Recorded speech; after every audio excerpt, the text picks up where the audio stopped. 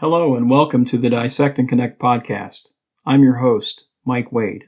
This is the podcast where we explore population health issues impacting your community. The Dissect and Connect podcast is a service of Montgomery County Prevention Partners and New River Valley Community Services. Our podcast is made possible through a grant from Carilion Clinic. The views expressed in this podcast may not necessarily reflect the views of Carilion Clinic.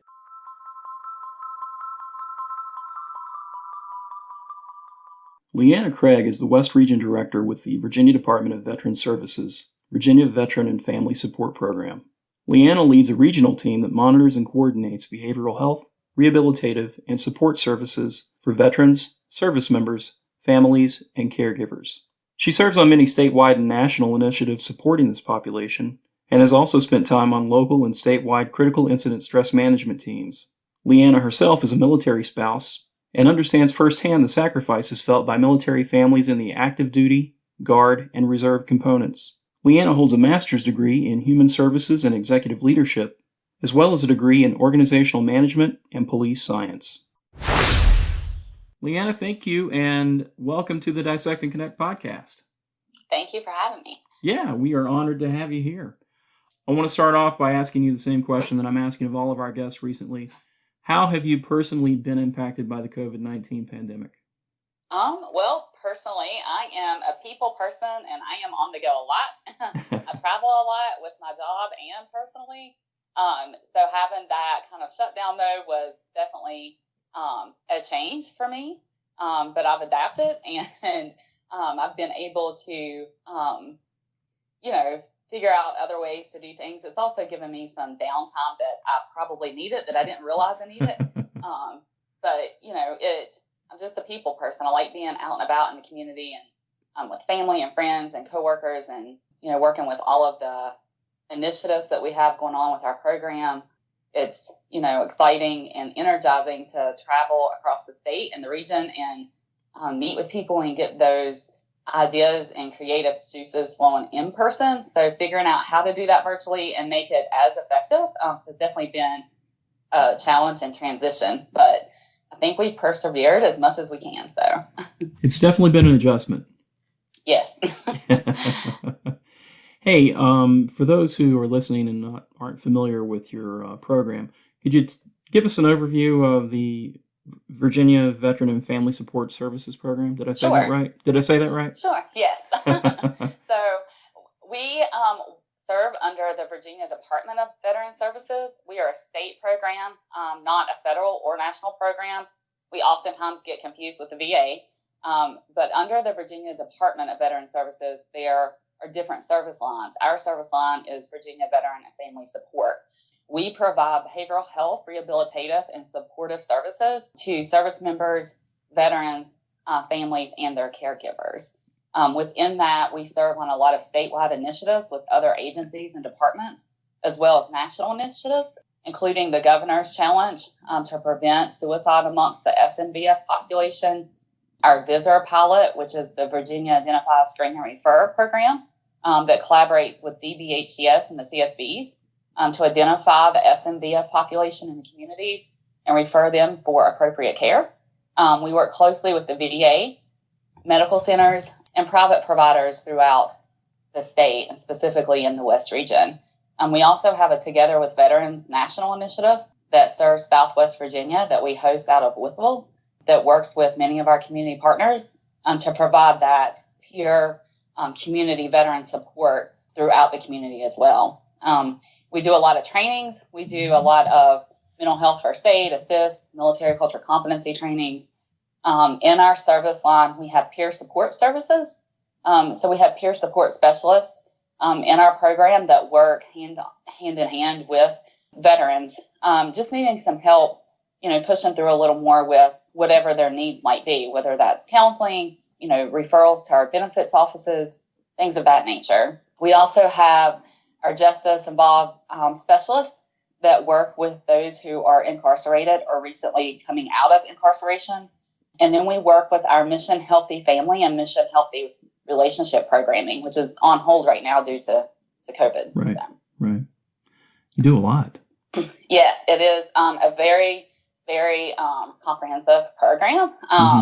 And we try to be that go-between between federal and community or state services. And we basically say we're the 411 for the SMVF population. So if you come to us with a question, even if it's not a service that we provide, we are, code mandated to make ourselves knowledgeable of those resources in the community. And, oftentimes I feel that people get lost in navigating services, and it can be so cumbersome and frustrating. So we really try to help with that and provide that hands-on support for that. Yeah. I mentioned in the introduction that you are the West Region Director. Yes. And I know from talking to you over the years, you cover a lot of turf. Yes. Can you describe what area the West Region involves? Yeah, so I typically tell everyone, just for ease, that we pretty much take the I-81 corridor, starting just this side of Stanton, and everything southwest. So it's about 33 counties and 12 independent cities. So we cover from that Allegheny, Lynchburg, Appomattox catchment area down to Danville, Big Stone Gap, and Lee, Scott, Wise County, and over to the West Virginia and Kentucky borders as well. Jeez, that's a lot of turf. It is. How many people do you have on your team in your region? So I have 10 people on my team. They're scattered throughout the West region. I have 2 senior resource specialists that really I could not operate without them. They are really, they help keep the daily grind running. We have 1 peer specialist that is housed out of our Blacksburg office that covers the region as well. We have 1 veteran justice specialist, and then we have resource specialists. And I always like to point out that they sit in hubs in catchment areas, similar to the CSBs, but every county is covered. So even if there is not a staff member in that specific county, we do travel and make connections and serve those people as well. What are some of the biggest barriers or challenges to providing these services to this particular population? I think in the West region, especially for Southwest Virginia, some of the biggest barriers is the lack of knowledge of the programs that exist out there. And I think a lot of that is just due to technology. Technology is a big problem in this region. The way that people receive information about programs these days is mostly through social media platforms and internet. And, we serve a very large population that, that's not how they connect and receive information. So I think the geographical disbursement throughout the area, technology, and then transportation. While we have little pockets of transportation initiatives in areas, we don't have a region-wide transportation program. Probably most of the same barriers that you all see within the community service. Right. Have you noticed any kind of difference in that level of engagement with the telehealth services available, or is that something that's available through your program? So we don't provide counseling ourselves. We connect them to behavioral health providers. And we have a telepsychiatry initiative in Allegheny County. And then we work closely with Director Stackhouse with the Salem VA Medical Center. And as you know, recently started the telehealth initiative at NRVCS in Rafford, and working on expanding that through Southwest Virginia. Some people are okay with receiving services through telehealth and electronically. Some people are not. If they're not used to technology platforms, I think, it definitely makes it hard to get it set up and things of that nature. Sure. Before COVID, those are things that we could sit with them and help them, hand in hand, learn the system and things like that. A lot of our stuff has been taken virtually and over the phones now. So I think that's made it a little more difficult. That being said, I've also seen that for some folks, if virtual or telehealth is the only option available, they are learning how to use it. It's not the case across the board, but while I think face-to-face is still more preferred for some, they are utilizing it where they may not have before. Well, transportation issues and just the, availability of resources to those who are in need, those challenges are going to continue regardless of what life looks like after the pandemic. But I've also had the privilege, too, to go through a military culture training that you and your team has provided. And the insight that you all provided through that spoke to a lot about the culture, the stigma, the issues that sometimes military folks can have in addressing mental health needs or problems with substance use. Can you talk a little bit more about that, about the culture aspect? Yeah, so in the military culture, historically, asking for help was not really something that was advocated for in the military. And it's an amazing training to sit through. I encourage anyone that if they want to sit through that to contact us. That is something that we have still been able to carry on virtually, but I don't know if I can encompass it all in this interview, but I'll try. So in the military culture, you're very close-knit with your military unit, military families, military bases, especially for the Guard and Reserve, which is something we see a lot in this region. Mm-hmm. And that is your lifestyle. It's a very, it's a very programmatic, structured lifestyle. You oftentimes have to adapt quickly and be flexible. And it doesn't always leave a lot of room for questions or to question your mission or what that might be. You need to do what you're told. Mm-hmm. And military members oftentimes work to where their job is to complete their mission as safe as possible. And when they return, oftentimes they return to military bases or with their unit.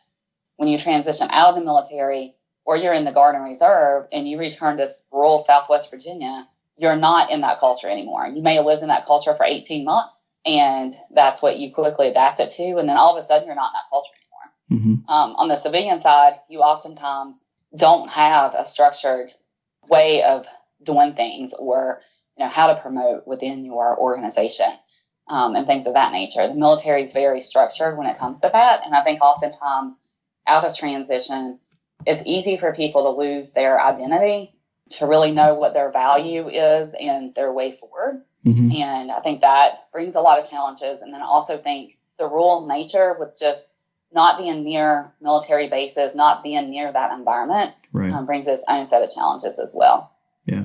So what are some of the more common issues that veterans and service members experience from a mental health aspect? So we definitely know about traumatic brain injury and post-traumatic stress. Mm-hmm. I think what a lot of people don't know about is you may not have a diagnosed brain injury, even though you could be suffering from a mild or moderate brain injury, and you may not have a post-traumatic stress diagnosis. However, that doesn't mean that you don't have transitional struggles, which can be substance use disorder. It can be anxiety, stress, sometimes anger, depression, isolation.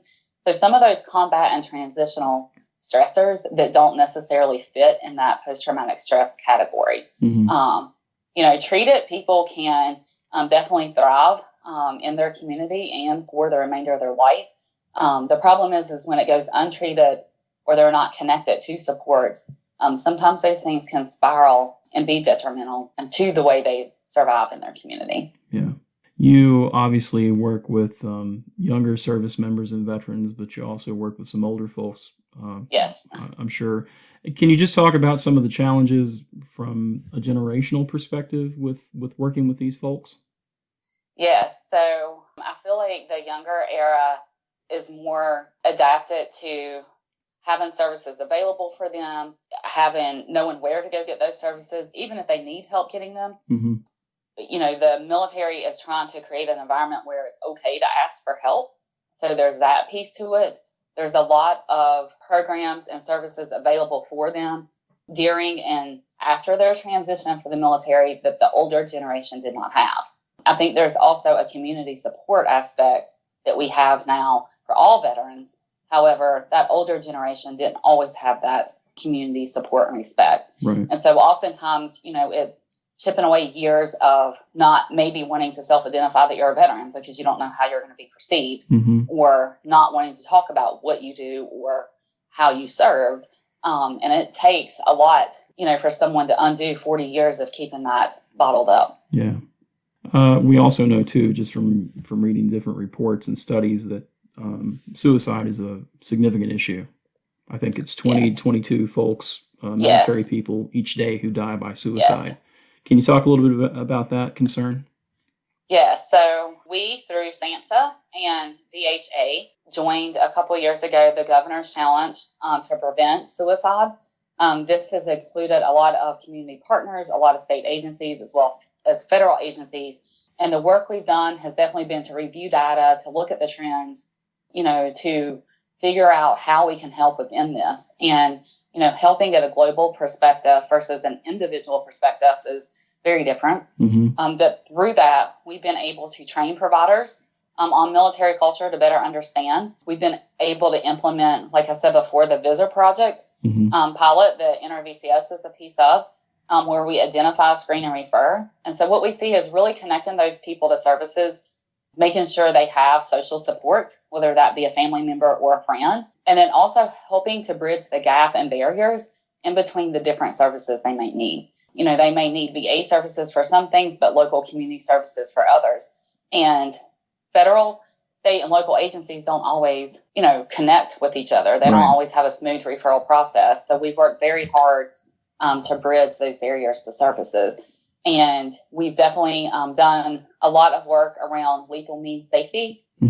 So education is a big piece to that, and knowing where to turn to for help and knowing that it's okay to turn somewhere for help. And, we kind of coined the term to connect early and connect often, not waiting until someone's in that major crisis mode, but having that education piece set up for those families and veterans and service members before that crisis might happen. Right. We've also seen that peer support is extremely helpful with that. And so we have a lot of efforts around peer support throughout the state right now as well. I would imagine that level of camaraderie with a peer is probably incredibly important to getting folks to open up. Yes, definitely. Yeah. Definitely. I mentioned in the bio that I used for your introduction that you are yourself a military spouse. Yes. So can you speak to some of the issues around family members of military folks and what some of those challenges are? Yes. So on the active duty side, it's definitely a lot of movement throughout the United States, throughout the world. So it's learning a whole new support system for you and your families. And, that can bring about its own challenges. While it's exciting and fun and you get to see a lot of new places, there's definitely a lot of stressors and challenges that come from that. Just having to uproot every couple of years and create a whole new system of not just friends and employment and things like that, but even something as small as doctors and continued care. On the Guard and Reserve side, there's definitely, since the onset of Operation Iraqi Freedom and Operation Enduring Freedom, the Guard and Reservists have been utilized in support with or in place of some active duty units. So where you may not have seen deployments before, you all of a sudden are seeing 15, 16, 18-month deployments. Personally, our first deployment came with a 20-day notice, and in total was an 18-month deployment. And so just, you don't have a lot of time. And there's a lot of paperwork to be done, a lot of things to learn and figure out, and not living on an active duty base, surrounded by other spouses or family members going through the same thing, can definitely make it difficult within the community sometimes. Learning how to, all of a sudden become a single parent, taking care of things in the household, all of that has its own challenges. It can be very rewarding at times, but it definitely doesn't come without challenges. And then I think being able to educate your community. I worked with family readiness groups and served on some trauma teams with family readiness groups. And without the education and just adapting to the new normal mindset, which we're seeing now with COVID, but adapting to that new normal mindset and having the education and ability to do that is definitely helpful and helps you overcome so many of those challenges. I see a lot of family members that internalize a lot of things that are going on and struggle with adapting to that new mindset. A lot of times the stressors from those deployments and activations can definitely be impacted by unit support. So if you're deploying as a unit and you have great unit support, it definitely helps make everything a lot easier. If you are cross-leveled to where you deploy with a unit that's made up of troops from all across the world or all across the United States, you definitely don't have that level of support. Right. And can definitely feel isolated, not necessarily knowing where to go to turn for help, things like that. So the individuals and families that your program works with, what's the most common way, I guess, that they get in touch with you? Do they reach out to you? Do you get leads on folks to follow up with? How does that work? So we are code mandated to do outreach. Okay. And so that being said, we're out in the communities a lot with the National Guard and Reserve. We attend a lot of their battle assemblies and family days and put our information out there. We don't, have a huge advertising budget, so to speak. So a lot of the work we do is really that face-to-face contact. I feel like there are so many different organizations and nonprofits out there. People aren't sure where to turn to. Mm-hmm. So knowing that we're a program that sits right in their community and they can come see us definitely helps bring in those referrals and get those service members and families served with whatever their needs might be. We definitely get a lot of word of mouth. We serve one veteran and they tell their friends and so on. That's definitely helpful. So I think it's a good mix of everything. Definitely being out in the communities where there are targeted veteran or Guard and Reserve activities going on definitely helps bring about that awareness. Yeah. And even podcast interviews. Yes. So things like VCS helping us do this amazing podcast interview. Yes. No, we're happy to do it. So if someone hears this interview, they are a military member or a family member of a military person, what's the best way for them to find out more about the services that are available? So we have a website that talks about all the service lines. It is www.dvs.virginia.gov. And then if they want a local contact, if they want to reach out to me via phone or email, I can definitely see what area they live in and get them assigned to a resource specialist in that area. Okay. And we'll be happy to put your contact information and the website address in our show notes for today's episode. Thank you. Thank you. Absolutely. Any parting words of wisdom for folks who are listening to this episode? I think that if you are struggling with something, don't hesitate to reach out for help. We operate on a no wrong door approach. So even if it's not something, a service that our program can provide itself, we will definitely try our best to get you connected to the program or the service that does. It doesn't always have to be military specific. We got a lot of referrals for insurance needs, benefits needs, things like that. So I think not being afraid to reach out and just explore what could be out there for you. If you've ever thought about enrolling in the VA and you haven't taken that step yet and it seems like a lot, reach out to us and we will do what we can to help you through that enrollment process. And then if you're a service provider listening to this, as we said, connecting early and connecting often is definitely the best defense sometimes in getting people the help that they need. So I think knowing who to connect and when to connect is definitely helpful. Well, I think that's a great way to wrap it up. Leanna, thank you so much for your time. Mike, thank you. I appreciate it. Absolutely. I hope you'll join us again sometime. Absolutely. Have a great day. You too. Thanks.